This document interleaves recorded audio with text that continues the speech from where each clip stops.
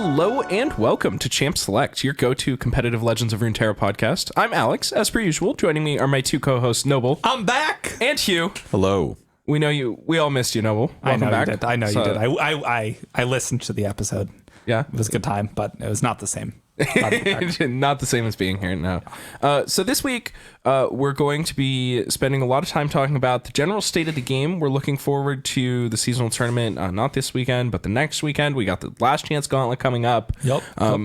And, in order to talk about all those things, we're going to have to talk about, basically what's going on in the game. So...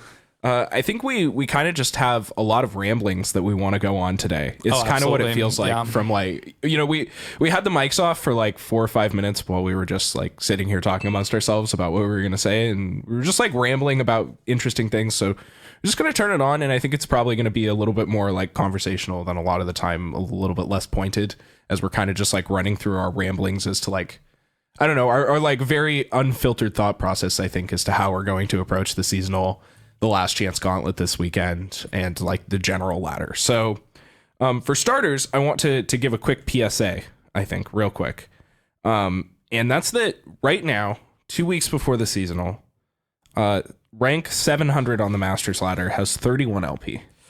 That's crazy, right? Way, way lower, I believe, than it was like for the last one, and we'd seen a steadily upward trend in the past, right? Yeah, it kept getting the bar kept getting higher. Yeah, and people are like pretty unhappy with this meta. I've heard a lot of people say that they just aren't playing as much, and it's clearly like I can see it. Like there aren't nearly as many people playing ranked. There must not be, because 31 LP is ranked 700. It feels like I was playing in Masters and queued against a silver player, which Riot tells me was because matchmaking was bugged. But really, Riot?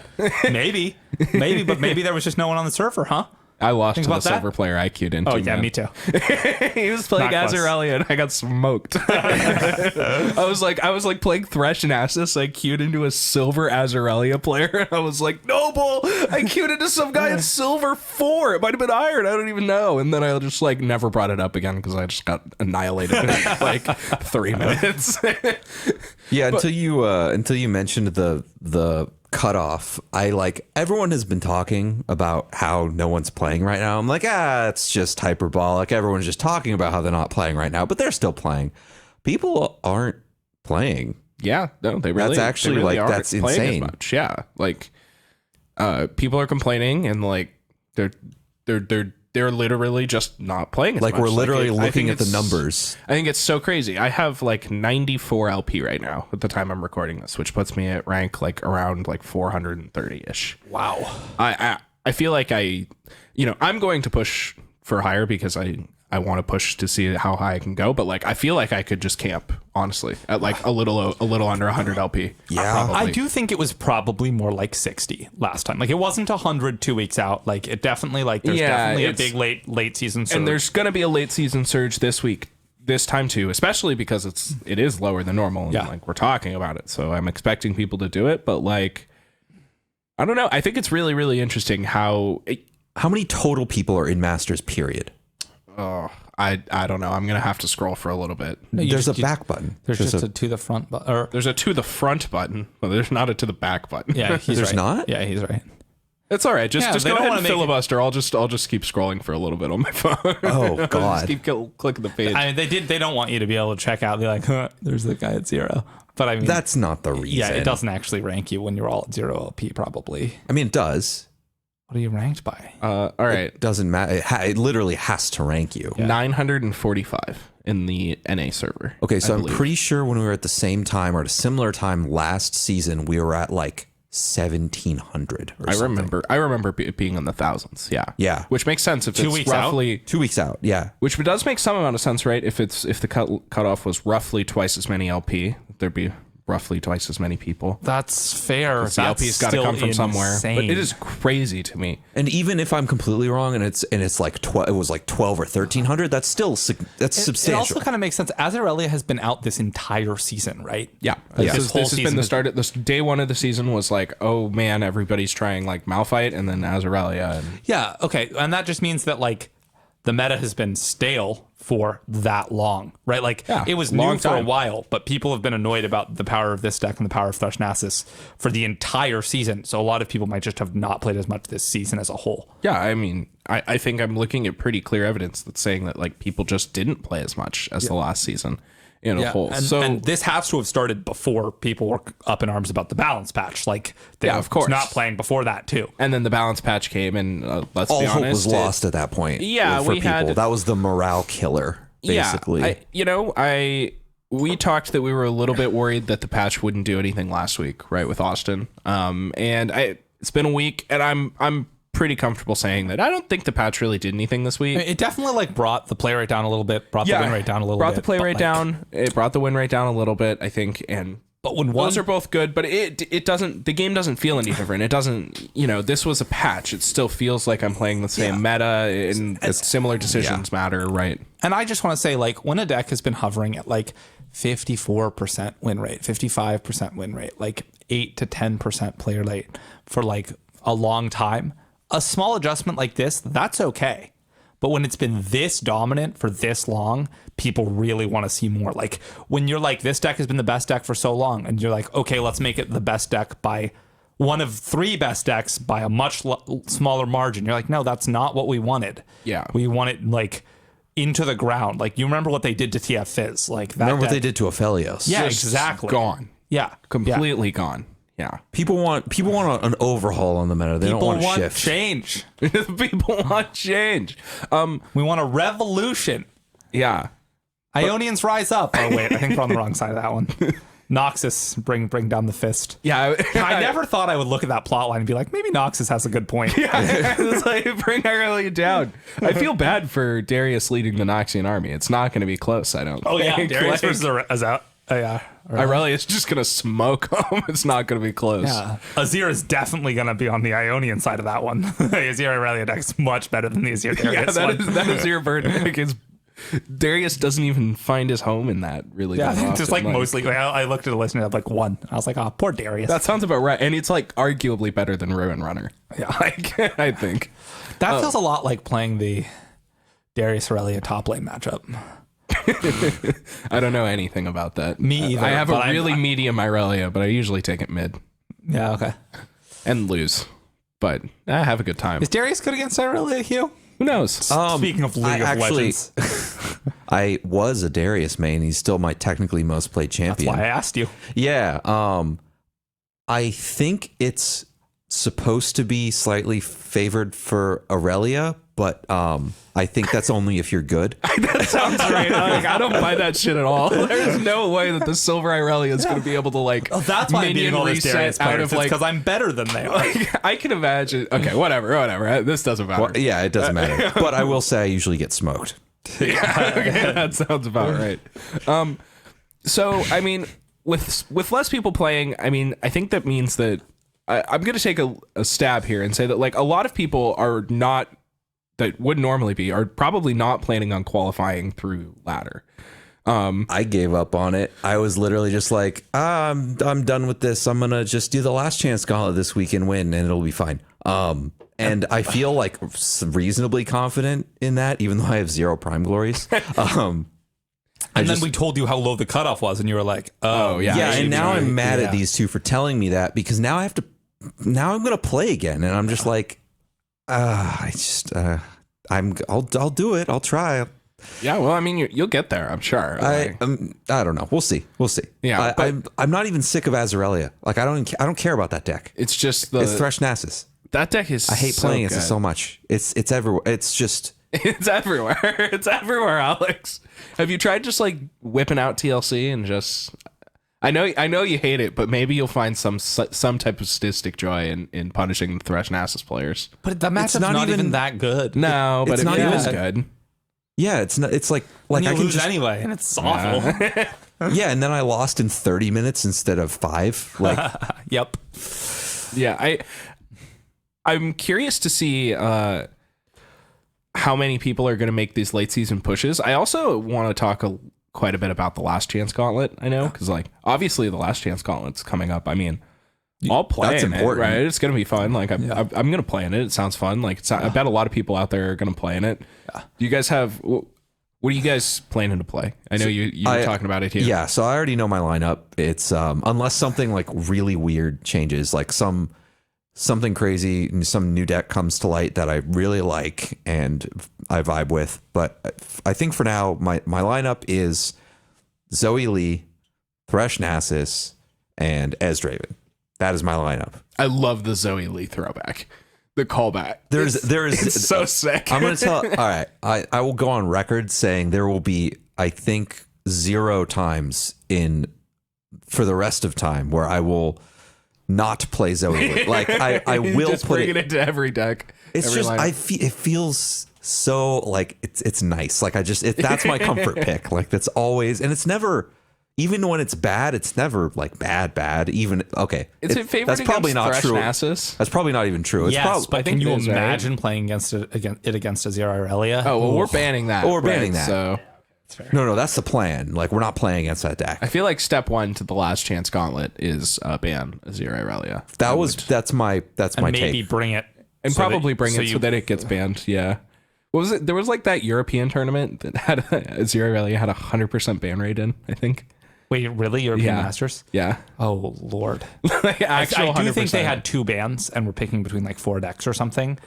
I I know that they had 2 bans. Yeah. It makes it a little less egregious. Just only a little. Like it is not as bad, but man, like 100%. Are you kidding me? Yeah. That was everybody's plan.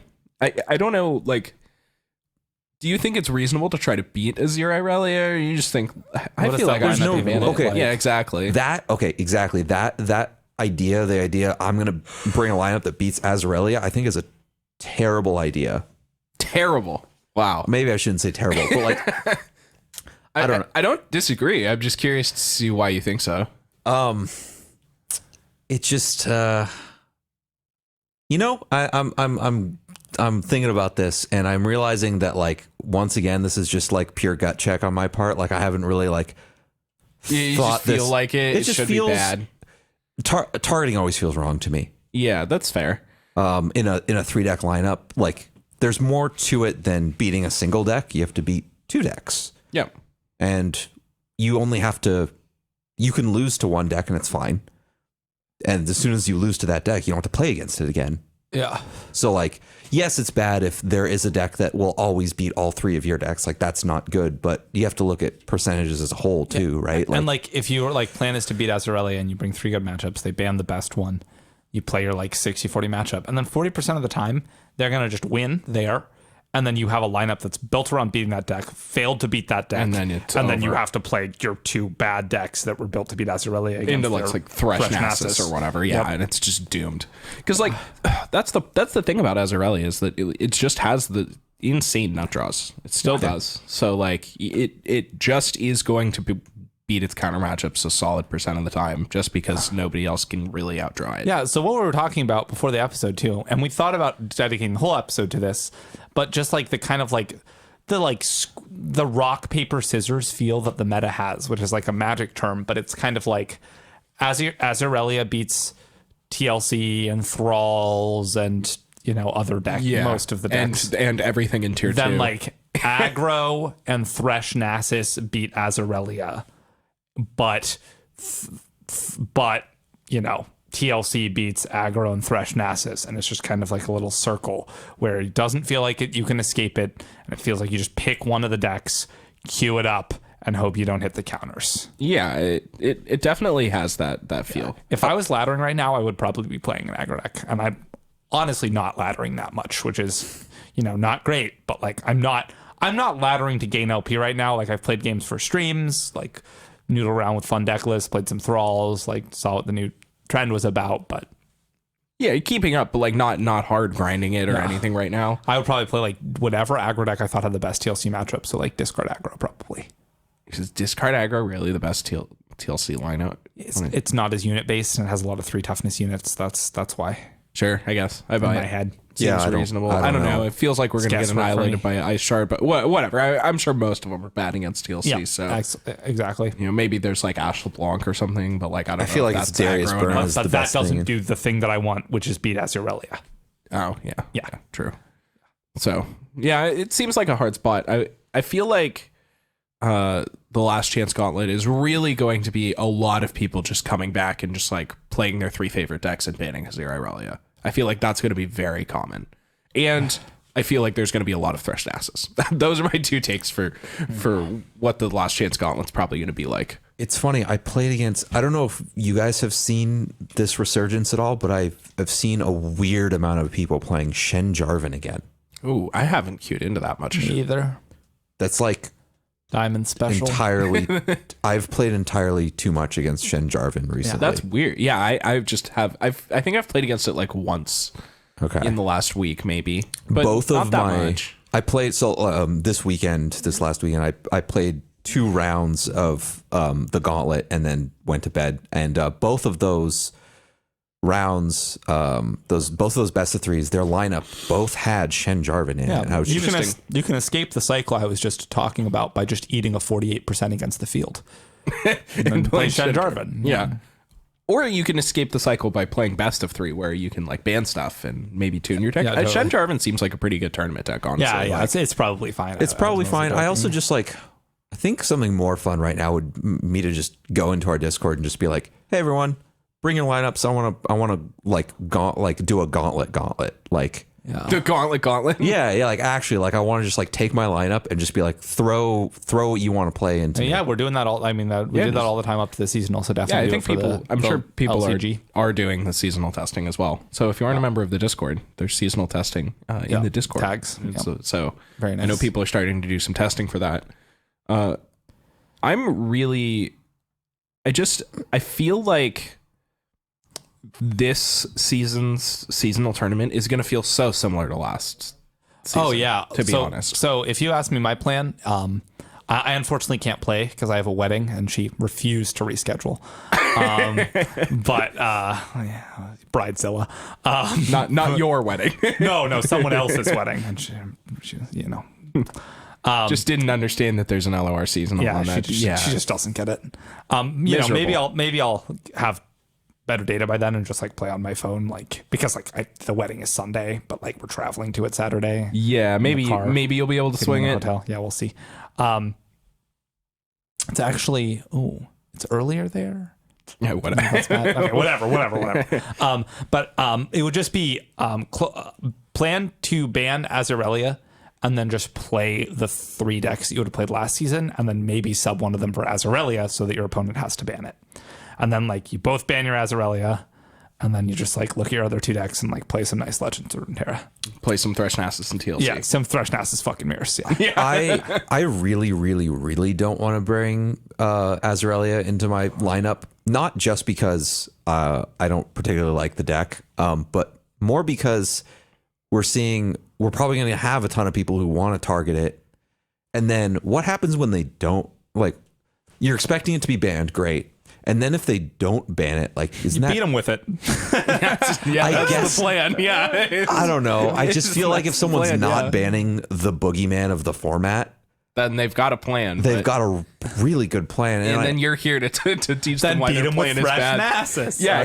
They'll probably ban that. You know, like, they're going to ban some other deck. But I feel like that's why your third good deck is there, because I don't know what the hell they're showing up with to try it. Like, maybe it's like Azir Burn and, like, Dragons or something. Just 3 variations of Overwhelm. You know, Dragons got, what is Dragons, like 51% against Azir Irelia or something? Idea. Like, there's no way that can be your plan if your plan is to not be, like, if you're like, my lineup's weak to Azir Irelia except this 51%er, like, that cannot be your plan, you know? Yeah, absolutely.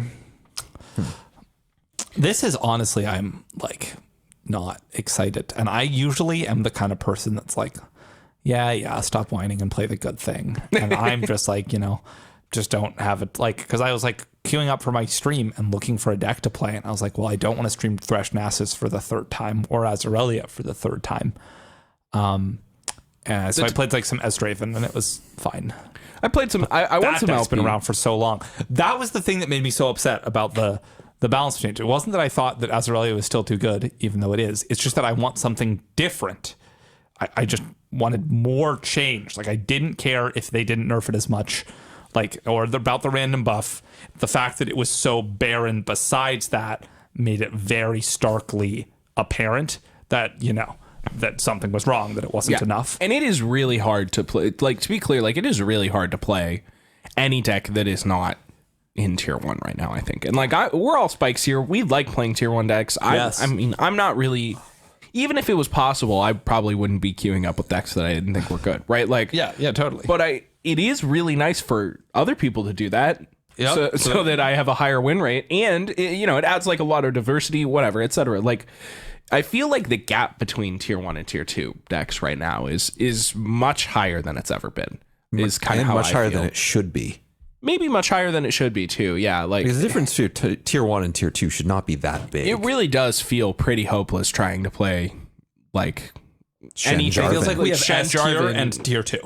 There's no tier 1. Yeah, It's it just really S tier does and tier feel. 2. Yeah, it feels like there's just a huge gap between like Azir Irelia, TLC, like Thresh Nasus, and maybe Ezreal. maybe Draven, or like Thralls. Like Thralls is really probably doesn't count. Like that. Yeah, deck Thrall is- and Ezreal are the ones I'd put in tier 1, but like that are like maybe a little bit worse, but have some decent meta stuff. But it feels so. I can't even imagine what you're supposed to play outside of those 5 decks. Like, what is the next best deck? Like Ashe LeBlanc, like that deck used to be tier 2, and it is just off the face of the earth. Shen Jarvan, that's kind of close, but like still not great. Like deep, no thanks. And another thing is that all of these decks, like I know that we didn't see like super major changes, and maybe this is just how LOR is going to be going forward. They print a new patch of cards. There's a very good obvious synergy. It's a great deck. It goes up to tier 1, tier 2, and then everything else kind of stays the same because by the nature of the way that they're releasing patches, not a lot changes at a time. If you don't use the new champion and their bundle might not be that good for you, and you just like, Ashe LeBlanc is never. I guess Ashe LeBlanc is an awful example because it recently adopted LeBlanc, but like, as Draven is not going to adopt Riven when Riven comes out, didn't adopt Victor when Victor came out. Like, it has its packages.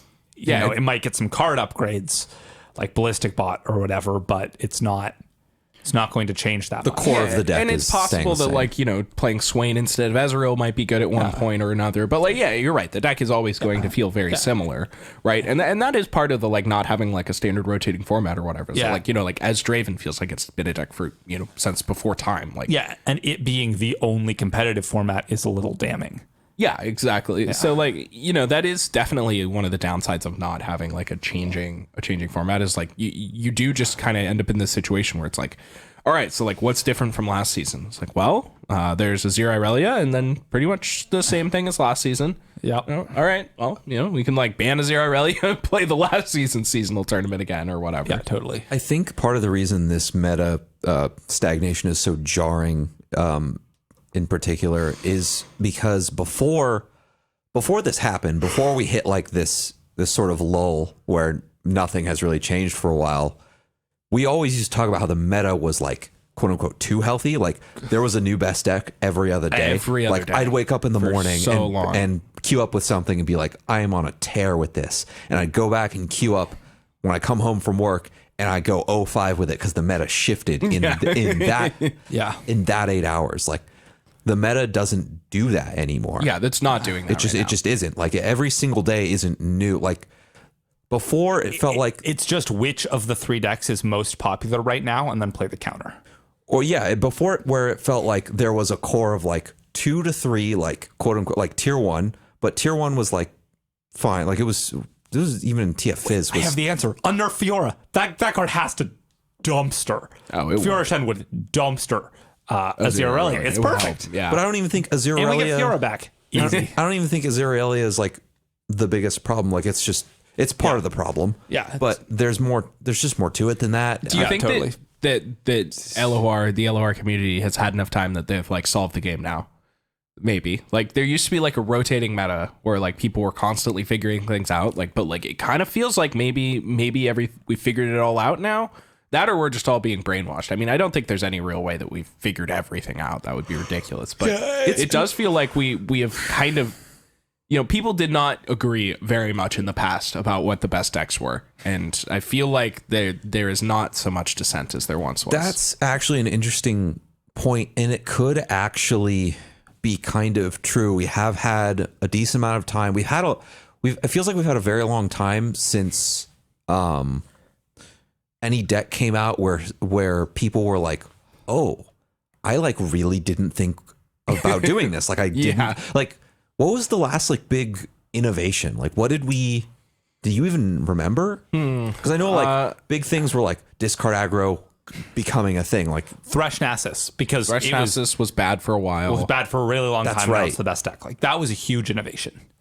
Yeah. The same is true of Wiggly Burblefish. It was it was out for the whole deck was released for quite a while before it became very good. Yeah, that one definitely was pretty sleeper. There's a few ones. I mean, Ez Draven was bad for quite like a decent amount of time. Zoe Lee coming out, but that was like pretty close to release. Yeah, but we haven't had. I saw that deck on Twitter one time, and then just like some guy was like, "I've been playing this on ladder. It's great." And I like saw it on Twitter, and then like was like, "This deck is busted." Like won 20 straight games with it or something. Yeah, it's great. Yeah. Right, like like that. I can't remember the last time I saw a deck on Twitter. But it wasn't the Azarelia when Aurelia's previewed. Let's play this with Azir kind of stuff. Yeah, it definitely wasn't. And I mean, I guess to some credit, like that Turbo Thralls deck is actually pretty close to that. Like totally. that deck is quite new. So like maybe we are just complaining. We got a new deck within the last month or whatever. Yeah, totally. But it's kind of fallen off quite a bit. It also hasn't. It's also an old deck. Anything. It's a deck that people tried when Shurima came out. Yeah, that got new cards. Yeah, and like Malphite. I was trying to remember what the other champion from this expansion was. I was like over here, like Aurelia. Yeah. Oh, Zillion. I was like, what the fuck? I haven't seen a single Malphite deck since the Malphite buff, I played which some of makes me that. sad. I played some Malphite Yasuo. Oh, did you? I got emoted a lot by my opponents. I killed a couple of them. But... How was Unstoppable Force? Did you Unstoppable Force anybody? Yeah, I Arahara'd some people. That's sick. Yeah. I almost won a game against Azarelia. It was cool. Damn, oh wait, almost. no, I did. Oh wow, you did. That's okay. So unlikely. Something that I blocks a lot of 1/1s. Something that I just thought of that might. So the Worlds announcement happened. Do you think maybe that part of the reason things feel a little more solved now is because with the Worlds announcement we got a big influx of not just players in general, but a lot of like new very high skill players from like other games, and maybe they like the addition, that big influx of people to the community might have actually added enough to like the hive mind. It's kind of like the problem Magic's been going on, and they can't nerf cards, so they have to ban them. And then just the hive mind is so much better at figuring out what decks are good than the testing team ever can be. Yeah, and that's going to be true in LOR too, right? Like the devs have done. It already is. Yeah, of course it is. Like, I mean, we've said that the devs do a pretty good job, and I stand by that. Absolutely, they do a good job. Like, but like it is always true that the hundreds of thousands of people are going to figure out the meta way faster, way more reliably than you're going to spoil the cards and then more games before the players can physically, like in Magic, there's a lot of proxying that goes on and like online events before the cards are physically released. Like you cannot, the newest Magic set recently came out, you cannot get Modern Horizons cards from the newest Magic set until this weekend, right? They releases on Friday. They've had like 4 days for it online, and we already know, we've already played hundreds, thousands of times more games with these cards than the testing team ever could conceivably have done. Yeah, just with the raw amount of people playing. In 4 days, not even being able to play with the physical cards in a physical card game. Exactly. Like, and LOR's definitely got that same problem. Yeah. So like, we maybe are going to start figuring things out quicker. But I mean, like, I don't know, people were doing like a lot of really innovative things for a very long time. So like, I really hope that that's not gone. Like, I think that we're still going to see people bring out new decks and things like that. Like, I don't think it's doomed or anything. Oh, absolutely. Like I don't want to doomsay. It's getting harder. Yeah, but it is getting harder. Like I feel like the game is noticeably harder than it was a while ago. Like the player skill, I feel like, has generally gotten much higher. Like people have really figured out what they think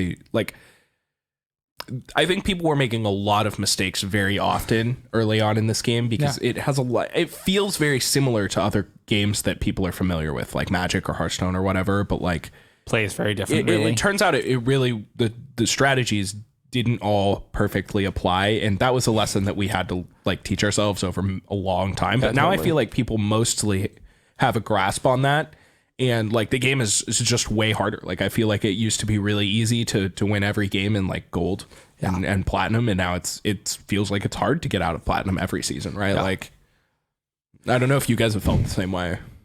Well, I totally do. Yeah. Yeah, no, it's definitely. Oh, there's a definite increase in overall player skill. That is for sure true. But yeah, I don't know. Really interesting.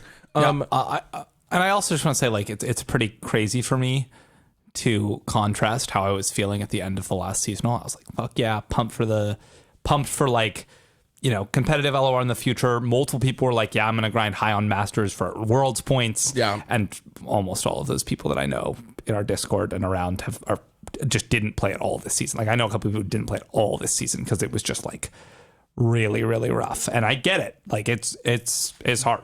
It just wasn't a great meta. Yeah, like weren't feeling it. And like the ladder, we've talked before about how the ladder grind is hard, and it's even harder when there are like 3 decks that you're playing against. So yeah, the ladder grind is crazy hard. I mean, I know we have a question of the week. Honestly, maybe we can even bring it up now because I would love to talk about it. That talks a lot about how the ladder, like, is going to talk about a lot how the ladder is sort of innately decreasing Deck diversity. Yeah. All right. So I'll just get into it. So our question of the week this week comes from Emma Kayla. They ask, do you think that the heavy emphasis on ladder placement in competitive LOR carries a risk of stifling innovation? I feel like there's a huge opportunity cost to trying anything that is not just grinding with a known good deck. If so, is this an acceptable trade-off? This is a really good point because I've never really thought about this before, and I think I agree. Yeah, read the first part of that question again. Do you think that the heavy emphasis on ladder placement in competitive LOR carries a risk of stifling innovation? Yes. I wanted to say yes after you said the question, but there's another more. question. Yeah. So I just wanted to be clear. Yes, absolutely. Yeah. I have some stuff I want to say about it. No, you go ahead. Okay. I just wanted to be clear that I also agree. Yeah, totally. I cheered yesterday on my stream when I hit 0 LP because I was like, I can play fun decks. Like, literally, like, I was like, sweet. There's no LP on the line. And then I won a game and I was like, do I have to like play something good now? And then I, and then I played Malphite again and I ended up at 0 LP again. Like, of course, yeah. Like, but like, really, I felt that hard this season because I really wanted to grind, but I was not feeling it. I had a lot of ladder anxiety this season and just like ladder burnout this season. Yeah. And I just like couldn't go as hard as I wanted and didn't have as much time as I wanted. And didn't have a lot of the drive, and then I felt like every game mattered, so I got really bored because I was only playing Azarelli. Like, Azarelli was super fun for the worst week and a half, and then I was like, ugh, this is too much. And yeah, it's really big. Like, I looked at the Masters ladder on stream the other day, and I had to get to like 32 until I found something that wasn't like 4 or 5 decks. No, it wasn't as Draven, I did that Thresh earlier. Nasus. Not even TLC, I don't think. I saw TLC. I scrolled through like the top 3 pages and I saw like 1 discard aggro. Yeah. Was like the only thing and the cool deck that I got to was like Ash LeBlanc. Yeah. And I was like, sweet. But like, it's like, it is really, really stale up there. Yeah, you used to see some like sweet stuff like all the time. You know? What happened to our Lulu Jinxes, man? Oh yeah, or the like. There was that Zed deck floating around for a while. Yeah. Zed Fiora. It just feels like it happens less. And like a lot of it seems like, I've been tuning into streams and like, I'm not going to call out anyone in particular, but I tuned into a very popular streamer and they're like, oh, made it out of platinum. And I was like, this person was top of the ladder last season. Like, this person was top 10. Like, a lot of those popular streamers who are playing fun decks and trying to create a lot of content are not also climbing. Yeah, they're just I feel like the ladder burnout really hit the community this season. I think, and part of that might just be like the overall time the game has been out. Right, we just kind of hit the point where a lot of people have been playing it for enough that it's just like time to take a breath. Yeah, maybe, and like an exhale, a breath, or whatever is like it's totally fine. Like, I feel like I said, like, people aren't playing as much this season, and like like whatever. Like, if you needed a break from the ladder and like wanted to break, like, at the end of the day, like, this is a game. Take a break, Yeah, but the thing is, I think it is just kind of worse now because, like I said before, like, the meta would actually change, and it has not changed. It's true. It really hasn't. Which changed. I think is why this would be a particularly good time to take a break. I mean, we saw a lot of people do that, right? Like, if you needed to take a season to, like, just do something else for instead of hard grind ladder or whatever. Like, this was a good one to do it. And I think we're seeing that, right? Like, Yeah, totally. even though world's points are on the line, which I think is kind of crazy. Yeah. Is that like really this insane. we were talking about how much harder and how many more people would be playing this season because of world's points. Yeah, absolutely. Early on. And I do still think that it's harder. I do still think that like the general skill of the people playing is higher than it was last season. Also, but, like it's the wheat, way less people. the wheat is being threshed.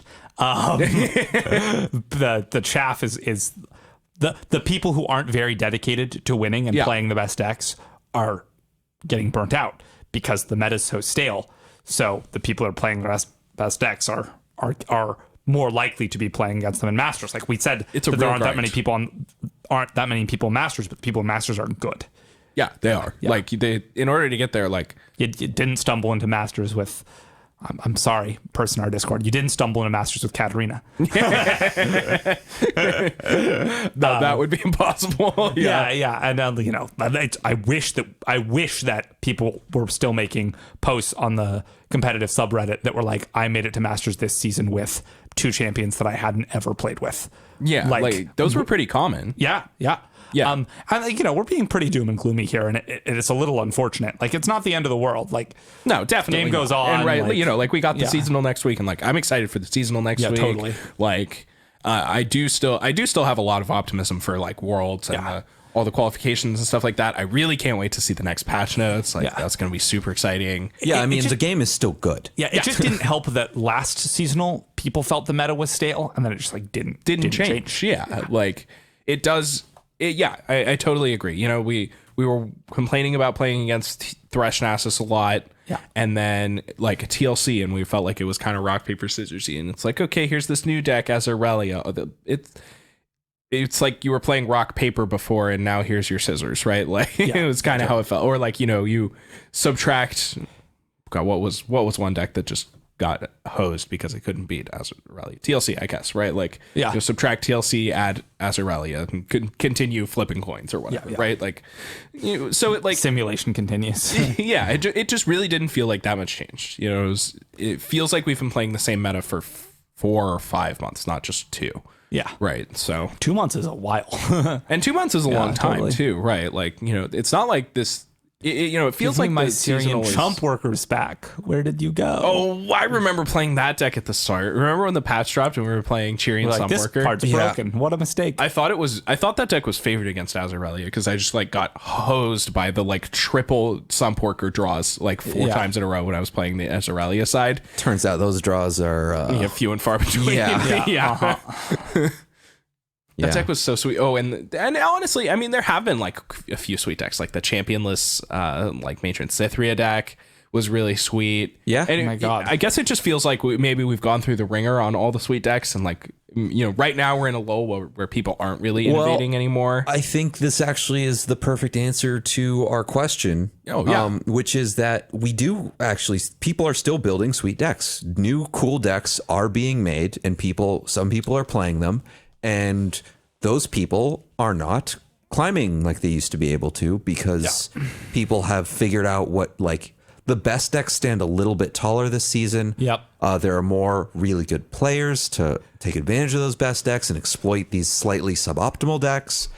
And when you have this combination of factors, it's way, way harder to justify playing these tier 2 decks, and the people start to lose more. They start to have less fun. They start to either switch to a different deck that's better or just play less because they're not having fun. Yeah.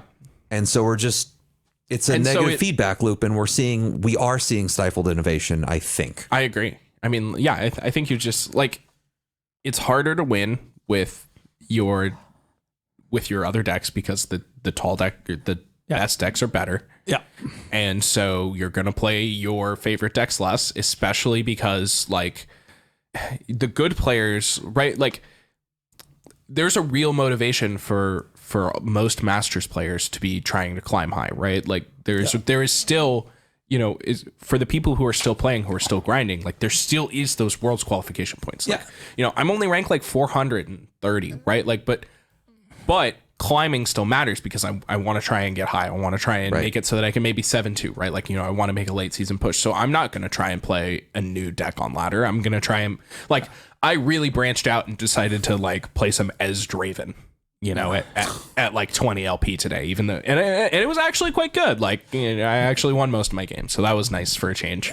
But like, I'm not about to try some random deck I saw on Twitter today. Like, even at not that much LP and Masters, like there's something on the line here. So like, I feel like I'm personally pinched. Like I wouldn't want to try and play a new deck that I have no idea how to play. Which makes it hard to learn new decks. Yeah, exactly. Too. And like a large suggestion I've seen around is like get a Smurf, and like that is I want to be able to play my decks on the high Masters and not have to grind a second account to Masters. Yeah, and the other thing is that also because you don't have a full commitment. collection on a second account. And I just don't have the time for that. Yeah, that's a real like if people are struggling to grind their main account to get to Masters, like asking people to do it on a Smurf, it seems like because you'd have to grind it up from the Iron, fact that some right? people have multiple accounts in the top and in Masters is so baffling to me. Yeah, they grind. It's a grind, and they're like, really good. Yeah, so. They're really, really good. It's a really, real grind. Like, the top of the ladder, the world's qualifications being ladder based is pretty brutal. Like, it definitely gets to a point where it feels like you just don't have enough hours in the day to compete with people, and like you're just gonna have to try and jam it by spiking a seasonal tournament or whatever. But like, spiking a seasonal tournament is still totally doable. Like. Oh, for sure. And it's nice to be high enough. I was just thinking, like, if I have time to play a seasonal tournament, I'm definitely registering the card Sump Worker. Like, I was like, getting out the I'll meme on him, and then, like, Worker. maybe I'll be like, sorry, can't come to the rehearsal dinner. I'm, like, fucking 6-0. I'm tearing it up. Gotta make it. Yeah. Oh, man. It's crazy that this Worlds thing, the way they're rewarding high ladder placement is actually, like, having the opposite effect that they wanted it to have. It seems like with this with the reward of ladder points or world's points looming over everyone's head, people are just so incentivized to do just the best thing all the time and just win games and put everything else aside to just up their win rate. Sweet LP. Because before people would take their pet deck and just like play games till they hit Masters. Yeah, totally. There are so many articles on LOR competitive and on the main LOR subreddit of just people who are like, hey, I made this deck. I got it to Masters. It took a little while. It took longer than it would have with another deck, but I did it anyway. Yeah, I know. That was always super cool. Yeah, and those just aren't happening.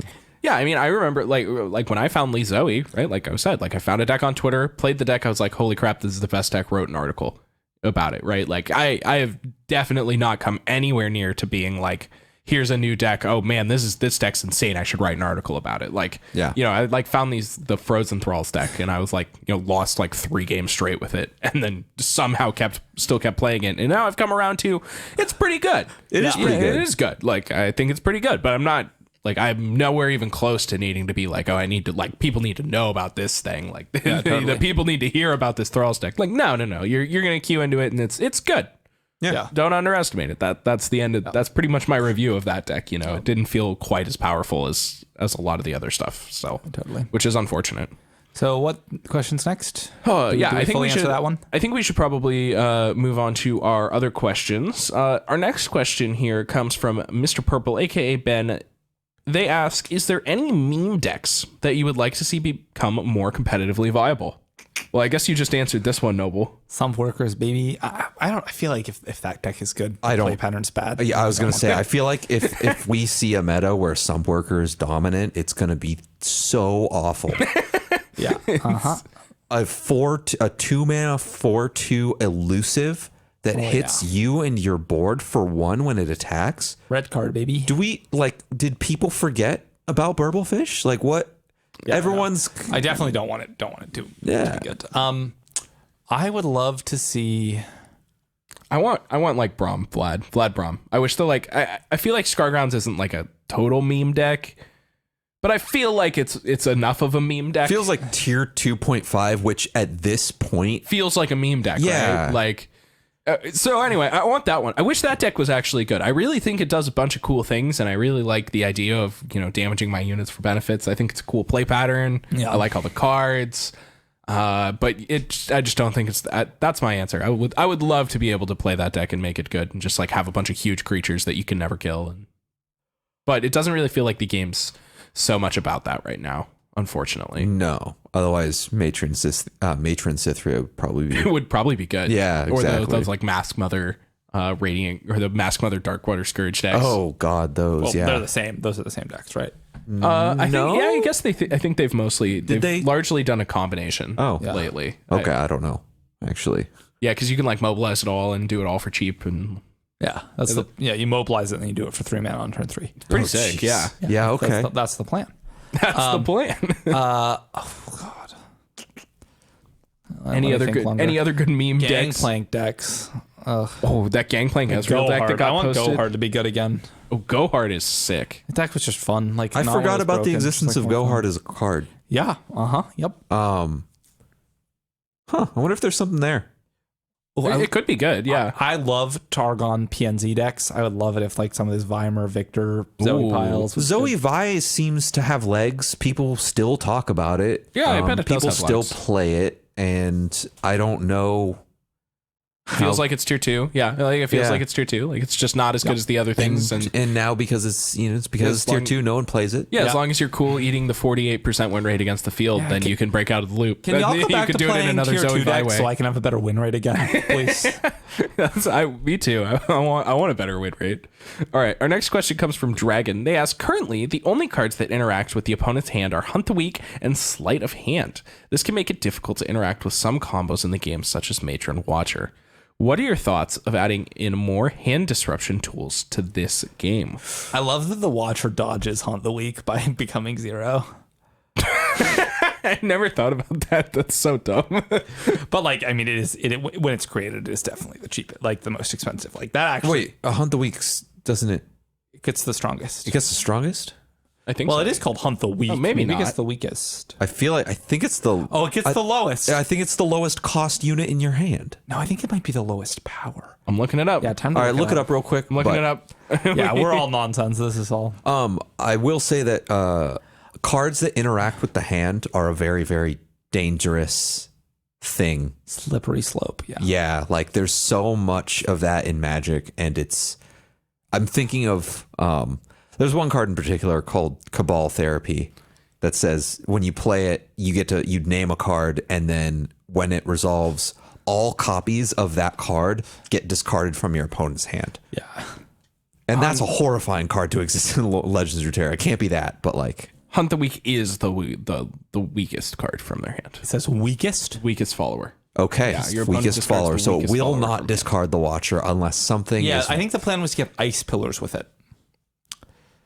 that make Sure. it will hit Ice Pillar. Yeah, I think that like when people played it, that was what was up. I can't imagine Hunt the Weak is good, but like I mean, it gets Spectral Matron a non-zero amount of the time. that's true. There aren't actually just that many followers in that Like deck. you just like they play a Babbling Bjerg and you like cross your fingers and hope they don't have a Kindly Tyrant Keeper in their hands. Yeah, I was gonna say Which now that I say it out loud does not sound like a good plan. I feel like hand disruption effects are fine. Like that would be a fine way to go if they wanted to interact with combos more, but I don't really think we need to go in that direction. Like LOR hasn't really had much hand disruption in it, and I haven't missed it from other games. Like I think that all the other hand disruption games just Does Hearthstone have hand disruption? Hearthstone didn't really have much hand disruption at all either, and like it feels like you can play around the cards pretty effectively. Like there's some combos that you can't really interact with, but you can interact with them on a different axis, like kill them faster or whatever. Totally. And we've talked about how TLC does a good job at preventing that, but TLC is certainly not unassailable, right? Like Yeah, for sure. it's very beatable. I don't think we need hand disruption to be Also able to beat outside the norm. Yeah, and it's outside of the normal. Like I'm not even sure that look at your hand, take a card. Like how much mana would that even need to cost in LOR, and how good would it be? I'm not even sure. 4. Probably 4, and it probably wouldn't be that good, right? Like It'd probably be slow. Yeah, that card sounds awful to me. yeah, I can't imagine wanting to pay more than 2 for that effect, and it would be so good at 2. So it it's would be. just- I think it would be really good at 3. I bet I would. It can't play be at 2 or paid 3, for with but just spell mana, basically, is where I'm at. I think I agree. I think it would have to be at least 4 mana. And now that I'm thinking about make it a unit. I think that I please. actually would be fine playing that. I think that card might actually be good. Probably, but I don't know. I think you could think it's good, but the first time your opponent plays like discard aggro, and on turn 4 you like cast this look at your hand, like even if you're taking crowd favorite, you're just gonna get attacked for 7 or whatever. Yeah, just die. Like it's definitely good against when like they ask TLC. us what the best card in another card game would be, like Thoughtseize in Just level art. Like Thoughtseize just would like be 1 insane. mana, one slow, hit yourself for 2, take a card out of their hand would be very good. On the other hand, I've talked before about how many different options you have on each turn, which does make hand disruption worse, right? Because if they take your best thing, you can still play your second best thing on a turn, which is not as true in like Magic or whatever. Yeah, definitely.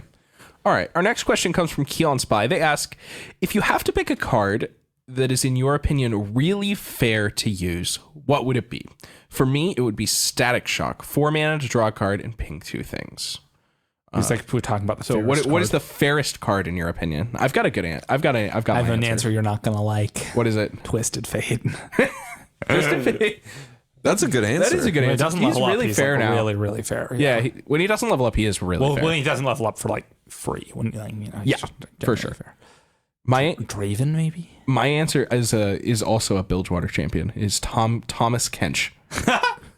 Sir Thomas Kench. That is like the fairest card of all time. You just play this 4 mana 2/6, and you're like, if I untap, I can pay some mana to eat some stuff. And it'll hit me. Yep. So it's like nothing about that card feels unfair. It's like, well, what if I counter the thing? Okay. So, well, what if I like buff your thing? Well, okay. It's like, how do you can interact with it in any way, right? But like, all I'm gonna do is sit here and eat some stuff. Sharp Sight, Notify, you can Will of figure it out. Ionia, Like, Vengeance, all interact with that yeah, card. there's not a single card that won't do something against my plan here, but all I'm gonna do is just keep eating you. It's like, if you can't beat it, then you can't beat it. Astral Projection. Yeah, now that is not fair. Protection? That's the unfair part of the combo. It's protection, Yeah, Astral which Protection. it took way too long to figure that out. Yeah. What do you think, Hugh? I don't know. I'm sitting here trying to think of a. New answer. Garen. Just the entire Ezreal Draven deck. I mean, kind of, yeah. Like, God. I feel like every card in that deck is Mystic so Shot. fair. Yeah. Mystic Shot is so fair. Yeah. It's 2 mana for 2 damage to a thing. Yeah, or like that's just. it's so fair. Thresh is another one that just feels really fair to me. No, what? Not anymore. It feels really fair when you just You're like, talking about the Thresh that ate 2 creatures and died. Yeah, we're talking about the Thresh that kills you with a 2020 Nasus While after pulling he the pulls. blocker out of the way. Yeah. Exactly. Pulling your only 3 power creature. he's really fair on turn 5 and really unfair on turn 6 when he kills you. Yeah. That's my review of that Thresh. doesn't count. Kindred. That card's fair. Oh, that card so sucks. fair. That is a difference. I want good fair cards. These are all bad fair cards. All right, follow-up question. What is absolutely bonkers? What do you think is the most overrated cards right now? Overrated? Or Overrate. Above rate. Yeah, like what do you think the best follow-up? What is absolutely bonkers? For example, Zero. pre-nerf pack your bags. Zero. My answer is I think it's like Ravenous Butcher. That card just feels way too above rate. Like 0 mana, you get a 3/2 and usually like a 4/3 or something else along upside, with it. yeah. Like that card feels so or Bakai Reaper. Like the amount of times I kill my opponents with like 11 power Bakai Reapers feels completely unreasonable. Yeah, for a but it's one-drop. like a 1/2, and then like a lot of the times it's like It's you not play that against good a lot of the A lot time, of but- matchups, it's like a 3/2 that just trades, or just like a 2/2 that never grows. I had one where I put like 3 into play, and they were all 1/2s all game. I lost that one. That sounds right. Yeah. Yeah. I don't know about like there's no like yes, the easy answer is Azir or like Emperor's Dice or something, but I think the most unfair thing I feel like I do in any of my games anymore is play Thermogenic Beam for 9. Because I do so that fair. way too often. That's the most So easy to hit a high thermo beam with Ezdraven. It happens weirdly quickly. Like you're I'm like, over oh, here delicately maneuvering it, so they're 3 for my Do you mean Tri-Beam? what did I say? Thermo Beam. The one that you have to pay 9 mana for? The one that eats all your mana. Yes, Tri-Beam. Tri-Beam and probably later. Tri-Beam. Yeah, Yeah, that makes I'm more so sense. sorry. You were like, Thermo Beam for 9. I was like, weird why, flex. Like, why did he pick 9? You could pay all your mana. On turn 6. I thought you were like, you know what's unfair? Trading 9 mana for your Nasus. I think actually, quick update to the what's the fairest card question. Thermo Beam. Thermo Beam is so fair. Oh my god. Yes, I did mean Tri-Beam. Okay, Tri-Beam for 9 sounds like the nuts. Because yeah. I played Tri-Beam for 4 today, and I did a world first for me. I hit Ancient Crocolith and threw a party. Oh hell yeah! Tri-Beam for 4, and it was at the end of the past turn. We were like both top decking, and I was like my last card in hand. He was at like 15, and I was like debating whether I should Tri-Beam for 4 this like Sump Dredger, so that I could just attack with whatever I got and start pressuring. I was like, maybe I should, maybe I shouldn't. That's usually the right answer. All right, I'm just going to try and apply some pressure. Boom, got Ancient Crocolith. Call me when you get a shady character. Yeah, I was like, let's go. Well, I mean, I still try and, if whenever possible, literally never play Tri-Beam when it's on 3. On the like Solitary infinitely monk? small, yeah, exactly. On the infinitely small chance it hits Solitary Monk. And you just lose the and game I just lose the game right then and there. The amount of 8 mana or 8 power Tri-Beams I've hit that just give me Riptide Rex. So sad. Yeah, I had a 9 that gave me Ledros. That was nice. I did still lose. 9's definitely the best one because there's so few 9 drops and they're all, I think they're all good. I didn't play a 3 drop because I was like, oh, 10 is bad because we get into the Scuttlegeist realm. We get, the whole cycle of garbage that Scuttlegeist, Sandstone, Chimera. Yeah, it's all bad. Sandstone's 12. Oh, yeah, weird. I agree. I think there's some other bad stuff, but It That Stares is like not a particular. Or I guess there's She Who Wanders. That one's a pretty good one. But like that's huge. a I would rather 6/6 have a overwhelm. Ledros than a 10/10 with Yeah, me too. Yeah. healing. Yeah. Like, All right. Our next question comes from Juxta. They say, my question this week's pretty simple. As people who grind to reach top 700, how many games a day or week do you play? So this varies a lot for me, depending on the week. Throughout the most of this season, I have not played all that much. Like I said, I mean, we've talked about it a lot. The meta wasn't that interesting. Yeah. Stale. Felt like you really have to grind. The last like 2 weeks, I've really started to like try and really put in an effort to climb. And since then, I probably play about maybe like 20 something games a day, which is still not that many. play 20 games a day? I usually play a lot while I'm working. That sounds nice. I think I've played, and maybe this is a bad sign for my credibility, but I think I've played 10 games in the last 2 weeks. But part of that was a vacation. Yeah, I mean, you were on vacation for a week. So, But for like, 10 days. That's different. But, like, you know, I have, like, a desk job where I'm working from home right now. And so it's, like, it's very easy for me to have LOR up on one screen and, like, my work up on the other and, like, you know, just go back and forth for the, you know, 8-hour workday or whatever. Yeah, for sure. So my average answer is probably like 5 games a day when I'm like grinding. Yeah, I don't really know. that's 15 games, 0 for a bit. Yeah, I was going to say that this is a weird question for me to answer because it doesn't, I'm not consistent the way I play Legend of Runeterra at all. Like, I'll go days where I don't play for like 3 days and then, like, you know, I do the thing that I feel like most of us do where you're assigned an assignment and they're like, you have 2 months to do this. And I'm like, please, God, give me a week. Yeah. Because I don't care how long the deadline is, I will wake up at 2 a.m. the morning it's due and begin, do all of it, do fine. But, you know, it'll take like a year off my life from the stress and sleep deprivation, but I'll still do it. Like I treat ladder kind of a similar way. Yep. Like I'll just play like 2 or 3, maybe like on the weekends I'll play like a dozen, maybe 24 games in a day. And then we'll hit like crunch time and I'll just go nuts. Yeah. Like I will play so many games. Like I don't have a number, but I usually play my games in like batches of 5. That's my preferred method. Maybe it's some weird OCD thing, but like I really like sitting down and playing like 5 games and then like getting up, getting a drink, like, you know, like focusing on work or whatever for a little bit, and then like, okay, like get another cup of coffee, 5 games, and Yeah. then I don't know, that's like whenever I'm like, oh, I want to play some LOR, I usually sit down and play 5 games. I think that's about almost usually what I do. I'll like play 5 games at a time.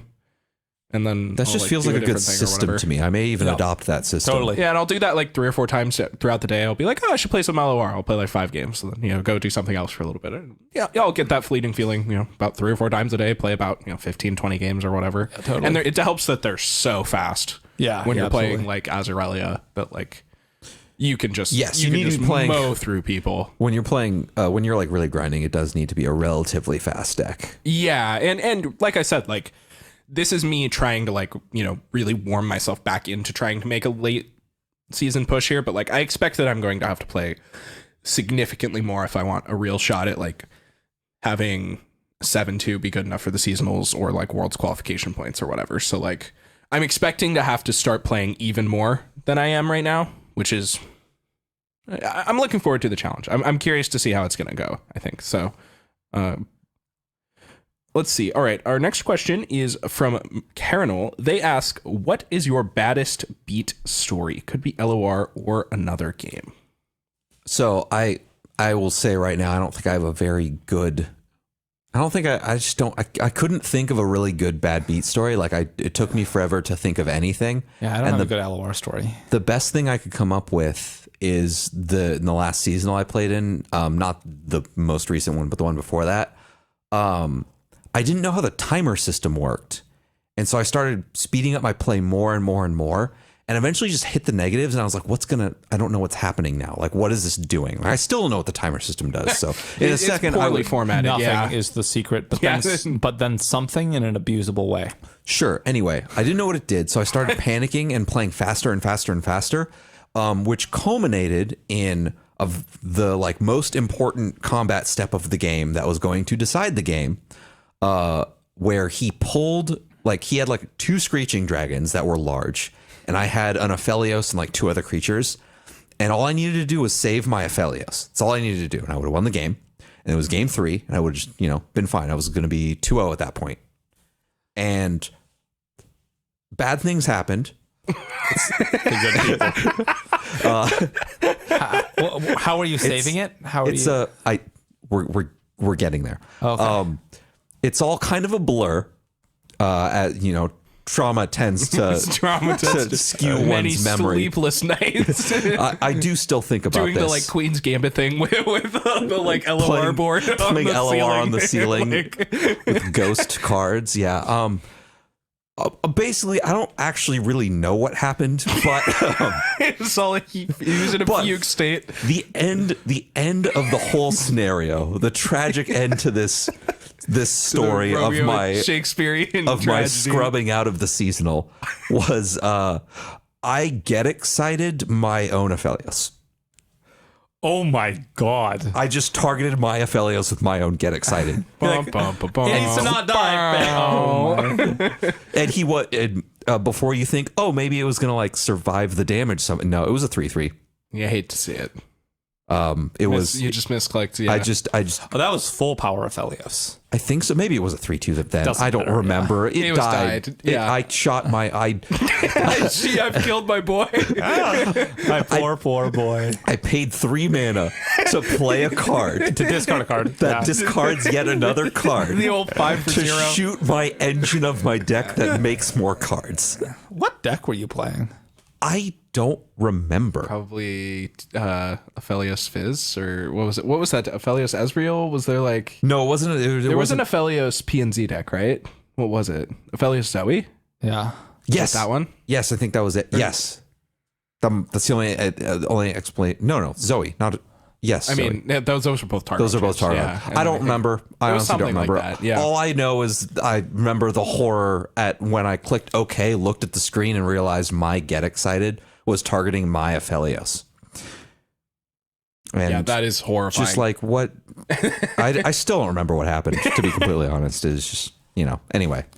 Mine, there are a couple. They're mostly magic and just kind of confusion errors. We said in any game. Yeah, so. I get pretty like stressed out when I'm playing tournaments. So like I'm like running pretty high. And there was just a particular deck. So there's this deck called Inverter of Truth and Pioneer. I like to play knife's edge decks, decks where like One mistake will cost you the game. But if you play really well, you're like, I am so smart. I played Amulet Titan and I played this Inverter of Truth deck. And this deck won by casting a card that swapped your deck. It exiled your whole deck, then put your discard into where your deck was. For context, exile is obliterate. Yeah. Obliterates your deck, puts your discard into your deck. And then it had multiple cards that said, like, if you would draw a card and don't have any cards left, you win, or like look at the top X cards, and if X is greater than the number of cards in your deck, you win, right? Those are the two ways to win the game. So your goal was to make a very small deck and then play one of these cards that wins the game.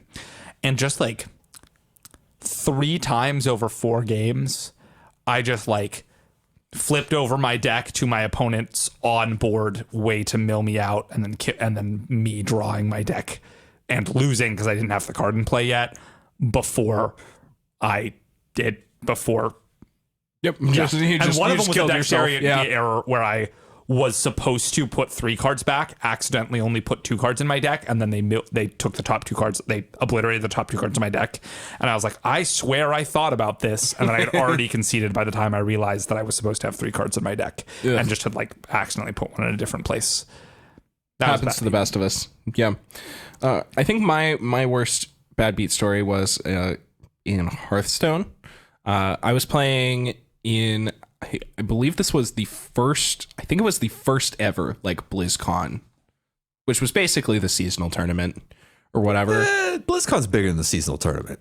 It was like the first one. I mean, it was pretty much the seasonal tournament. Like they prize is actual money. Yeah, the top prize was quite a bit of money. But and they did their cut at top 32, I believe.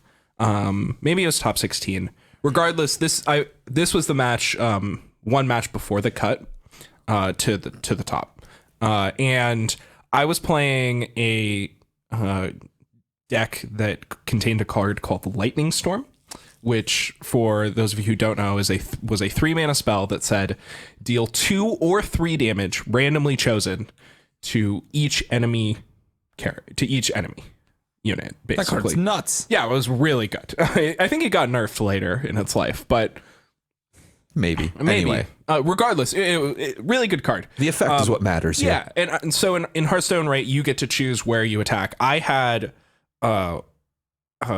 basically I had lethal on my next turn, but I needed to pass the turn and survive. But my opponent had a bunch of 3 toughness beaters, basically a whole board full of them. There were 6 creatures. I think 4 of them had 3 toughness or whatever. And it was such that I was dead on board exactly. And so I played a Lightning Storm, and I had 4 coin flips. And if I won a single one of the coin flips, I would have won this game 3 and won the match in advance. And I lost all 4 coin flips. And then God. And I had to fade a top deck too. He had no cards in hand, so like he had to like draw a card and miss on killing me. But still, I just lost all 4 coin flips and then died to damage. I was so and you couldn't tilted. like attack the ones that survived. No, yeah. Well, I then had to take a different line that resulted in me losing. Oh, I see. On a few later turns. But I see. Because then I had to attack units that I didn't want to attack, and then my creatures got killed, and then I just lost the game eventually. But I definitely would have been in a very commanding spot if I could have just like killed 2 or 3 even of the things and just went face. But there are like 3 other bad beat stories you have. Alex is drowning in them. Yeah, I lost a Pro Tour invite one time to a 4th God's Willing to. That was rough. Yeah. Yeah. And like standard. Yeah. Yeah. Anyway. Wait, that was you. I didn't know you lost the Pro Tour invite. Yeah, it was brutal. I thought it was a just GTQ. like, oh, wow. It was just at like my local card shop. It was like the second one I'd ever played or something. Okay, that's why it didn't feel like, I thought in my head you were like, you were at an FNM and it just really sucked. No. It was like a local PTQ. I didn't travel that far or whatever, but it was like I lost game 3 of a match of like a slightly favored matchup for a Pro Tour invite where if there had been 2 more people playing in the tournament, the top 4 would have qualified, but because there were 62 instead of 64 players, only the top 2 qualified, and I made the top 4. That one sucked. There's not much you can do about it, but it was like that still feels awful. Yeah, and so like sad. I wham great the whole day, like. Yeah. All right. Our last question of the day comes from Leovold. They ask, if you got the reins to rework a champion currently in the game, who would you choose and what would you make your goals for it be? Okay. This is a cool question. So I actually saw this question like earlier today, and I actually thought about it quite a bit. And now the easy answer. So the first part of this is the easy answer, and it's Azir. But I feel like when I saw what Azir did, and he just makes a bunch of sand soldiers and rewards you for making dudes, lots of dudes. In League, he doesn't actually make like a big army of guys. He just makes a few. He makes at most 3 at a time. Yeah. And he attacks you with those 3. What I think of when I see Azir's design in Legends of Runeterra, I think much more of like other champions like Yorick, who like makes tons of little guys and like swarms and you, throws them all at you, and they all attack you. Yeah, or Malzahar. And in my head, like Azir should just be Yorick, who does the make little grave guys and throws them at you. And Azir should be like something along the lines of like still a similar stat line, maybe like a 2/4 instead, or like a 2/5 for 4 mana or something like that. But instead of his sand soldiers just being 1 mana or 1/1s with ephemeral and Nexus Strike deal 1, I thought more along the lines of when he's unleveled, he attacks with 1 sand soldier, and when he is leveled, he attacks with 2 sand soldiers. His sand soldiers are creatures that come into play only when he attacks, and they have power equal to his toughness. Whoa, this seems weird. This seems sick. And the reason, so my reasoning for that is because in League of Legends, Azir himself isn't the guy who you want to be in the front line dealing damage. He's dealing his damage with his little guys, but he doesn't make a ton of them. He makes a couple, but he attacks a lot, and they're very strong. And I figured the inversion of lots of small dudes versus a couple big dudes, or more that the inversion of his defense being his offensive stat line. That's cool. And also his ability to be a blocker while also being able to deal damage with like being incentivized to buff his toughness, not his attack. Felt like a neat thing to do. That is cool. He does, and I like that the current design does kind of capture that a little bit. Like you said, like staying on the back line and just supporting with sand soldiers. But I think yours is like, they did a very good job with Azir still, regardless of a lot of champions. I think my answer is LeBlanc. We've said this before. LeBlanc was my favorite champion from League. Yeah. And we've talked about the fact that she kind of missed on the flavor and all that. Bit. If I was gonna, I would take LeBlanc and really try and like encapsulate that like tricksy mage feel. Like maybe play a little bit more into the mirror image thing. Maybe play a little bit more into copying of other abilities somehow or some way. It felt like they kind of shoehorned her when they made Reputation her mechanic, because then she had to have 5 power. Yeah, so like maybe unfortunate. Maybe take out Reputation, put in some sort of like cool copy mechanic. Yeah, totally. Try to make her. I would try to encapsulate the feel that she's tricky, like in some way.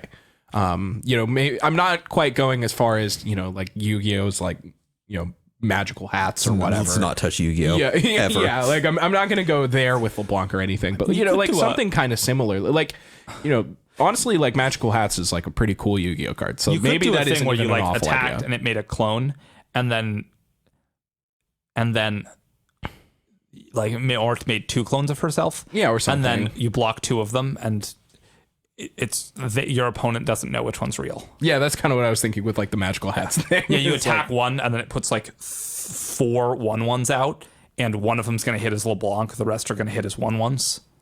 That sounds like Blade Surge with extra steps. It sounds like it would be really miserable because you'd just be playing like taking a 1 and 3 every time, and you're like, oh boy, I hope I block the LeBlanc this time. Yeah, totally. Instead of taking 6 like a chump again or whatever. But is that not how the when she clones work in League of Legends? You're telling me there's a way to tell? I don't know. Not really. No, they're pretty good. The one with Ignite on it's the one that's real. That's usually how you tell. What about you, Noble? Any champ that you'd rework? I love Garen. I would love Make him less of a meme. If Garen was less of a meme. Like you just want to feel like you're eating. You just want to feel like you're spinning. It would be cool if he had like, But that's what his champ spell's for. like, because to mimic his Q, it would be That feels cool more if, like his ult. it would be cool if when he hit it hushed. Like if he was like maybe like a 4-mana 4/4 that like when he hit silenced. That'd like be kinda cool. hushed That's away their actually buffs. really cool. Could be Strike, cool. Yeah, like strike. silence the enemy. Yeah. It'd be cool if he had quick attack with that text. Oh, that's nasty. That'd be really cool. Yeah. Garen doesn't have quick attack. How do He you just know? runs at you with his sword. Like that champion does He not. runs at you so fast, though. There's Yeah, no he- way you he can does get away. like, wow. He definitely has quick. All right. No, he might not have quick attack because Attacking you quick know does he's- not mean you have quick attack. You know he's coming the whole time, I suppose, but you can't do anything about it. He needs to like give enemies vulnerable or something, because that is how you feel completely helpless when you see him run out of the bush at you. Like, you're just like, I am dead, and there is nothing I can do. I can flash, I can run as fast as I can, and I am going to die to this man with a big Really, sword. I wish that like I'm fine with frontside Garen, but flipped Garen, they could make so much more interesting. Yeah, he only works on half. He only does something on half of rounds. Exactly, like his Yeah. flip side doesn't do anything half the time. I feel like they should just add text that says, if I already have the attack token, X, like whatever X may be. I feel like being able to attack more than one time in a turn queue might be overpowered, though, so it probably can't be that you just get to attack twice. Definitely not. Or like it would be cool When you if, have like, the attack token, he gains scout for that turn. All right, I'm Banger. Done. Scouty Garen. That seems AoEs hot. would be cool. Like if when a unit strikes, it like pings for one, the two things on either side. Yeah, that could be could be cool. neat. They I did don't stuff know. like that in Hearthstone. Yeah, and I've also been thinking about what like rooting would do, like immobilized would do. Like I know that there are things with immobilized, but like various types of crowd control from League of Legends. Something I think about a lot, weirdly enough, is what Silas is going to look like when he inevitably comes to the game. Silas sounds like he's going to be by so the way, cool. Silas in League, his ultimate just says steal another champion's ultimate. yeah, I'm very excited. And I just want to see what that looks like. Yeah, I think it's going to be. I mean, they're going to have to do it in a cool way, right? Like if they don't address Silas stealing Rune King other as people's well is champions, another one that's going to be sick. Oh yeah, Viego. Yeah, Viego. Oh, all right. Well, I think that pretty much brings us to a close here. Do you guys have anything that you want to add here before we call it for the episode? Good luck in the Last Chance Gauntlet. Yeah, definitely. Play the Last keep Chance prepping Gauntlet. for the seasonal. Hang out in our Discord. Yeah, definitely. If you're interested in seasonal testing. And apparently make a last-ditch effort push to Masters because no one's there. Last Chance Ladder. Yeah. Yeah, definitely do it. All right. So thank Lonely you up all. here at the top. Thank you all for listening to this week's episode of Champ Select. If you are not a member of our Discord, make sure you join. There's a link in the description of whatever platform you're listening to this on. We'll be doing seasonal testing.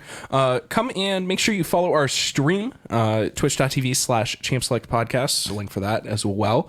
We're definitely going to be talking about the seasonal next week. So I know we're going to be looking forward to doing a lot of deep diving on how we're really going to attack this meta.